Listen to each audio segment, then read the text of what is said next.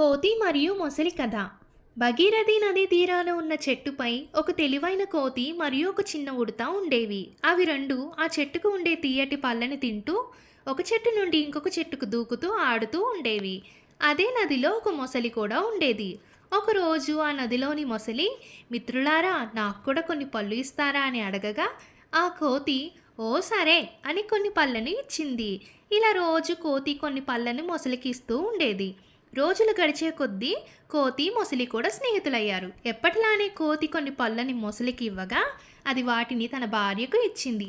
అవి తిన్న మొసలి భార్య, ఈ పళ్ళే ఇంత తీయగా ఉంటే రోజు వీటిని తినే మీ కోతి గుండె ఇంకెంత తీయగా ఉంటుందో అని తన భర్తతో, మీ కోతి మిత్రుడు గుండె నాకు కావాలని అడిగింది.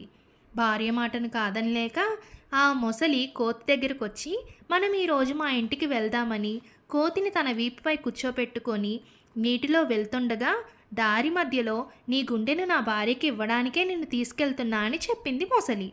ఆ తెలివైన కోతి ఏమాత్రం కంగారు పడకుండా, అయ్యో మిత్రమా, నా గుండె ఆ చెట్టుపైనే ఉంది కదా, పద మనం వెనక్కి వెళ్ళి తీసుకొద్దామని వారిద్దరూ మళ్ళీ చెట్టు దగ్గరికి రాగానే కోతి ఒక్క ఎగురు ఎగిరి, వెర్రివాడా, ఎవరైనా గుండెను చెట్టుపై పెడతారా, వెళ్ళు, నువ్వు వద్దు నీ స్నేహం వద్దు అంది.